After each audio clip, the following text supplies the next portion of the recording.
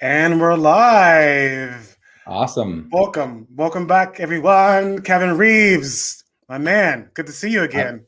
you too. Yeah, it's always awesome to chat with you and just connect. And today we've got Dummie's Guide to Faking It. What does that mean? It's so funny. Before we get into it, Ken, let's introduce ourselves one more time. Sure. You go. Yeah, I'm Kevin Reeves. I have been coaching for like the last couple of years, and really kind of tweaking things, and have been working on different avenues with coaching and what that looks like. But this topic that we're going to be talking about today is really relevant to really all of coaching. And then my man here, Mr. Jimmy Allen. Well, hello everyone. My name is Jimmy Allen. I am a love and relationship coach. I typically help ambitious men overcome issues with confidence and insecurities and issues with commitment so they can have big love big, and have the life that they want. So, yeah. So, Dummy's Guide to Faking It. Yeah. Um, and so I brought this to Kevin yesterday because I was just like, because I've been in a couple conversations with men and also in interviews with men and specifically with married men who are just faking it in their marriage or in a relationship. And I was just like, wow, like this person wants all these beautiful things, but yet don't want to work on getting those things and just so settled with just being okay with being coasting in the relationship, pretending, faking it that everything is fine.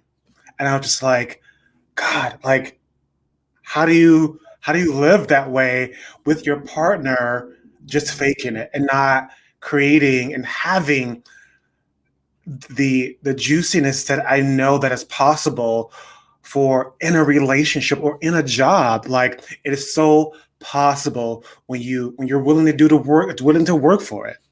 Right. Well, it's funny too, because like this idea of faking it, obviously applies to relationships, but it can be in so many areas of our lives. That's Mhm. what's so crazy about it. Right. And I think I said it yesterday. We were chatting before this, and just said we're so good at faking it. Like, Like as humans, we're so mhm. good at like putting on a smile when we don't feel like it. We're so good at like pretending that we're better than we are, pretending that we're not weak, pretending that we don't have insecurities. Yeah. Like I was telling Jimmy, like I know how to sit because um, so that I don't look like my gut is showing here. Like I'm gonna sit up straight, or I'm gonna do this. I'm gonna check my hair. I know which way to turn my face so that like I'm putting my best self forward. And we do, social media, like all these different ways that we. Dating. Oh my gosh, yeah, and on those first dates, it's so much more. You're not in that comfortable. I can wear sweatpants yet. It's in Right. the I'm putting my best on. We have to have the best dates. I have to show this person and constantly prove who I am and my value. Oh my God, I have an example. So I was there's a new dating app. I can't remember the name right now, but it's called Filter Off. And so basically, it's a on the spot dating. You have I think 20 seconds like a live date with a person. So you go on the app, they set up the dates for you, and then you get when you get ready to go on the date, the live date, you see a picture of the person, see a couple of pictures of the person, and you see the profile. So I remember this guy. I saw his face, like I think it's Indian, South Asian guy, looked hot as hell in the picture. But when that video came on, I was like, it was not the same person. Like he was in the t-shirt and like very thinner than what he was in the picture. Didn't like he actually looked older in the picture than he did on the live video. And I was just like, this he totally bamboozled me. Like Right, I'm just like, right. this is what people do in dating. Like what you're saying, take the right beautiful pictures, faking that this is who I am, but in reality, this is not who I am. Well, and we talked about it yesterday too with the conversation thing where you like qualify what you say. I watched a show on TV last night, but I, typically don't watch a lot of TV. Like that part of the comment wasn't even necessary. You watch this show on TV. Great. It's okay to watch TV, but we really want to control how others perceive us. And so I don't want people to think I watch TV all the time, because then I'm just like a lazy slacker. Or even, I was talking with my wife yesterday. We were talking about Clubhouse, and we were saying it's so refreshing on Clubhouse. If you haven't used it, it's this new audio only app, and it's pretty fun to use. But on there, there's no video, there's no pictures getting posted all the time. It's like your one profile picture. And it's like, you can make that picture look great. And then you can be on there all janky from just waking up, and your hair's all whatever, and you just feel terrible. But it's like this, it's nice that you can just show up. And there's very little things in life that we just get to show up for. We kind of have to put ourselves together, piece ourselves together, make sure that everything's looking good, that we're presenting ourselves well. I mean, even you and me going live on these things, like when I first went live for the very first time, I'm like, I can't, I'm so nervous. And people, what if I say the wrong thing and I can't take it back because it's live? And I have a habit of putting my foot in my mouth. But there's that thing though that we do where we're just so worried about people's perception of us. Yeah.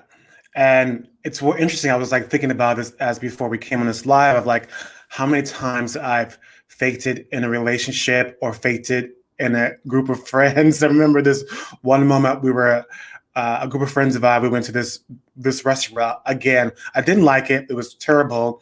But again, the friends are faking it oh, it was the best thing. I was like, no, it's not. Why are you guys lying? So anyway, so I went on. I went on it in a way because I was just hanging out, and we ordered margaritas, and the margaritas was terrible, Kevin. Terrible, terrible, terrible. And so we literally had the same waiter that came over. And so when the waiter came over, he was going down the line asking how the margaritas was. Now, we had just discussed how terrible they were. Did you know that every single one of them said, oh, it was great. Oh, it was fine. And I was just like, are you kidding me? So, but I knew what he was doing. He was saving me for last because I was the one who complained last time. So when he came to me, I said, they're horrible. I was like, I need a shot glass of triple sec. And he was like, really? I was like, yeah, I need a shot glass of triple sec. Then the whole table ordered the same thing, triple sec. I was like, well, why couldn't we just tell the truth?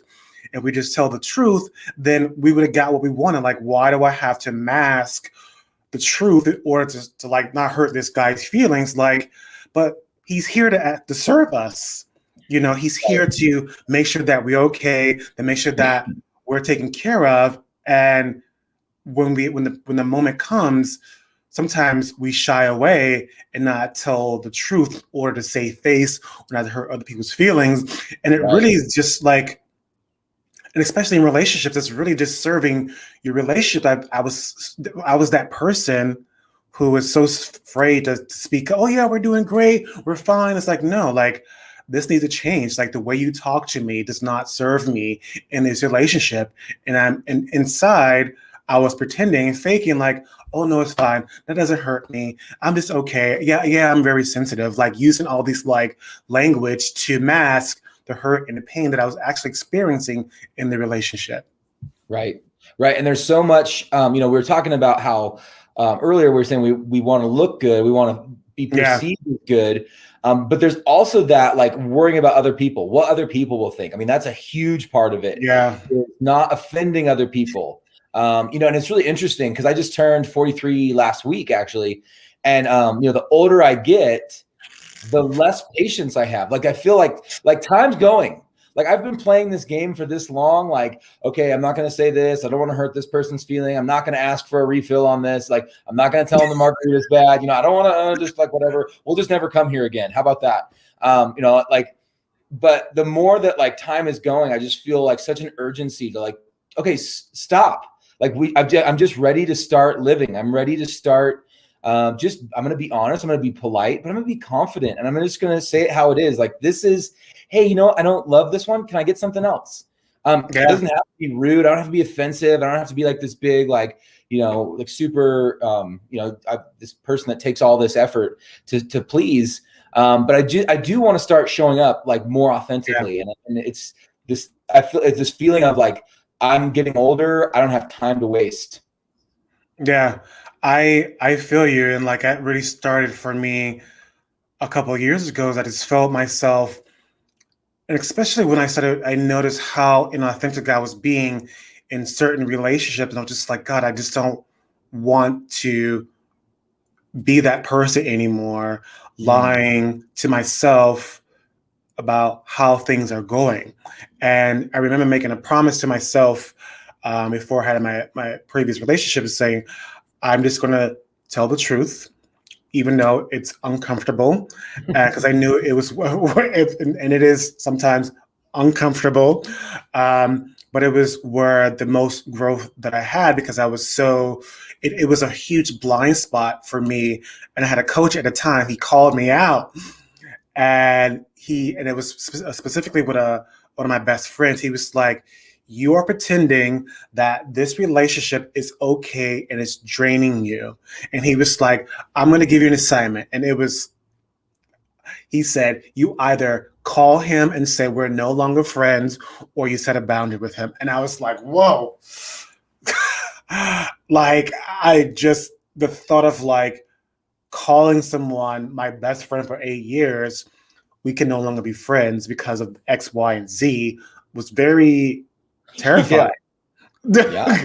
And to hear someone else say it to me, like, I guess deep down, I was already toying with the idea, should I let this friend go? Right. But Well, I so knew many this times, had, huh? yeah, no, I was gonna say so many times, like we know that like deep inside. Like it's Yeah, like we're hiding it from ourselves, which is like the weirdest, dumbest thing. You know, when right. you're hiding something from yourself and you know I need to make a shift, I need to make a change, but the fear or the whatever is getting in your way. It's a really interesting thing. But sorry, I didn't mean to interrupt. Keep going. No, and so it's just like he said the thing that I was afraid to say out loud. And that was Yeah. the beauty of having a coach. And it really, and I had a look, I was like, oh, I never really set boundaries in my relationships. Never. I just took it. Like, this is the way it is. I compromised who I was. And I was just like, wow, this coach really pointing something out that it was a lack of skill that I had. It was a fear that I had, afraid of losing this person, afraid of uh, putting some kind of like barrier between us. Yeah. And it was so scary. And I put a boundary in. It really actually saved our relationship. It really helped bonded us together, and it really brought something beautiful out of us that we just the drainage stopped. And but it is also, again, that faking it. The same friend, he called me out before this whole thing happened in the relationship that I was in, and I knew that he was going to say something, but it was too terrified for me to say it out loud. And he was like, this person you're dating is not for you. You will never be number one, number two, number three. His career will always be first. And it like hit me in the stomach. And I was just like, oh, like I knew it deep down, but I did not want to own it. And I didn't want to see it, because I was so in love with this person, because how talented they were, he was gorgeous person. And I was just like, this is visually, I was so attached to what this person looked like and what the external things. But I Right. knew deep down that this was not going to work. And he called me out, and it was hard. It was hard to hear it, but I'm glad that he said it. Yeah. Yeah. And it's crazy because it is so hard. Like when you're thinking like, we get in these situations where we are faking it. I mean, the one that Yeah. always comes to mind too, I think we've talked about it even before, is just that idea of the relationship that you have with your parents. Like you make all this growth and change, and then you go back home and you're hanging out with your parents, and it's like you just assume the role. This is who I am as a little boy, or this is who I am as a kid, or this is what I'm known for in the family. And you just jump into this role and you're faking it. You're not being like your true, authentic self.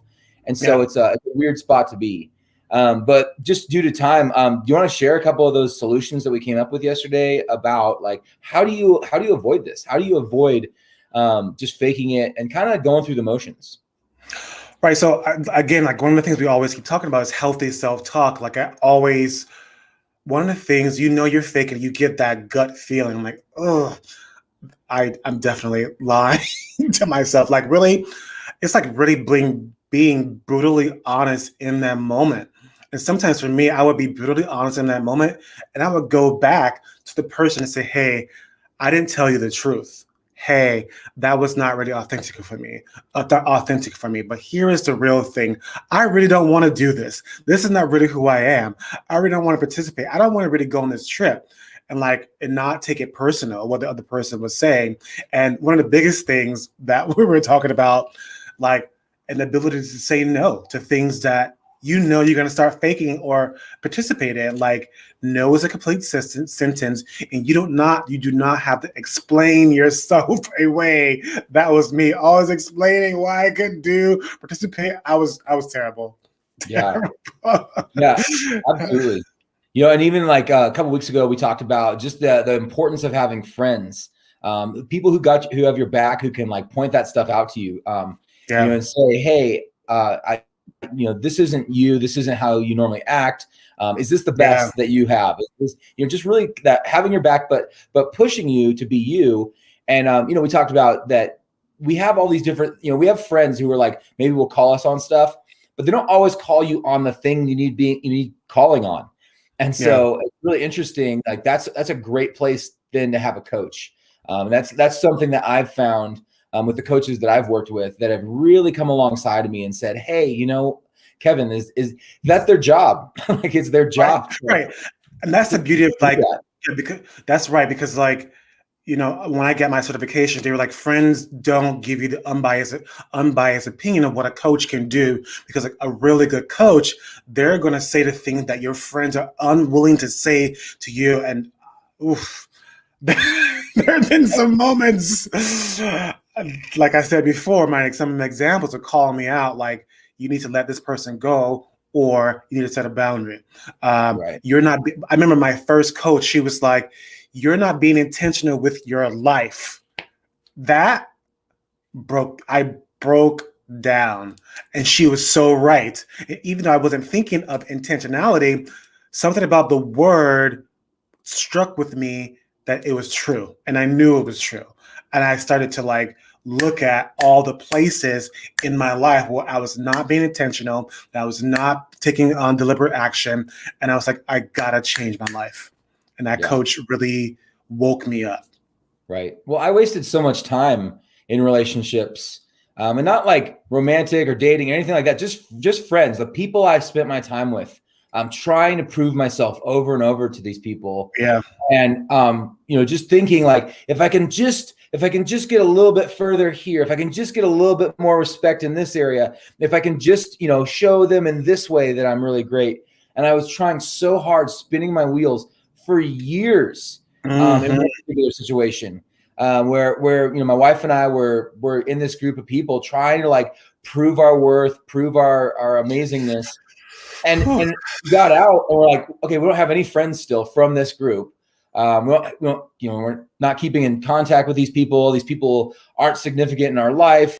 Yet we set the standard so high, with their opinion mattered so much that we had to go for that. That was the gold standard in the social world. And so to be where we needed to be, we had to get these people to like us. Okay. And it's that same thing where it's like, man, if they were really our friends, they would have said like, hey, you should do A, B, and C, or you shouldn't do this, or we should have had a coach that was helping us. Like, hey, what are you spending all your time and effort and energy? Like, this is such a waste of who you are. I mean, you have like this, we all have this gift. Everybody, every single one of us has something amazing to share with the world. Whether it's their personality or a talent that they have, or a skill, or whatever the thing is that they get to bring forth in the world. And when we like just waste our time doing this thing with other people, we're not even giving that to the world. So for all that time, I was fake. I was totally fake, and I wasn't myself, and I'm not even doing the thing that I want to do in life. So it was such a waste of my time. And that's the big time killer one. For me, is just like, man, that's the reason to get a hold of that stuff. And that's why we're talking about faking it today. And before we go, I'm curious, what was the lesson you learned from that? Yeah, I'd say like that's the thing that has been like so beautiful and exciting right now is just really embracing being me, because as scary as it is, it's not boring. Like it is not easy. It is not it has its fear times, it has its awkwardness, it has its uncomfortability. But I'm telling you, like life feels a lot more like you just got like mint in your eye or something. I mean, like, or you touched your hands with hot sauce, or like or your eyes with a hot sauce. It's like there's like a sting and a excitement and a freshness and a like that's how life feels right now for me. And if you ever get to that point where you're like, oh, life feels boring, life feels stale, I'm just going through the motion. Well, hey, that's a little indicator right there. Like take a note of that and examine like what's going on, why am I feeling this way, and Okay. it very possibly is that you're not showing up in the way that you want to show Yeah. up, and you're not living out of your values. You're not living Yeah. about what's important to you and the things that have been put into you and the things that you are unique in. Like you're not even bringing that, and that's like Yeah. that is such it feels like it's just a huge thing of dissonance where you're really like you think of like a high school band playing for the first time, just that Yeah. sound like as this these people who don't know how to use these instruments are getting together, and that's what your life feels like. And so it's just Yeah. that's the key indicator for me. Yeah, and like it reminds me before we go, this one quote from Maria Folio. She goes, "The world needs that special gift that only you have, Mm. and the world needs that special gift that you have in your relationships, in your life."